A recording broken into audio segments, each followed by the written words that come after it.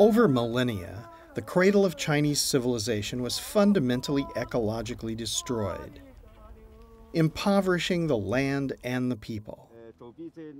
In 1995, the Chinese government, with World Bank support, decided to rehabilitate the degraded lands of the Lus Plateau in northwest China.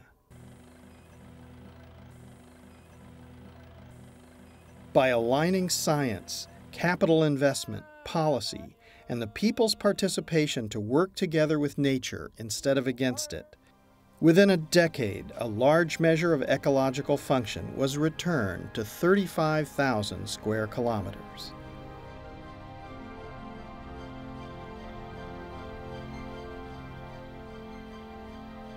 China's experience on the Lus Plateau is helping to show that it's possible to rehabilitate large-scale damaged ecosystems.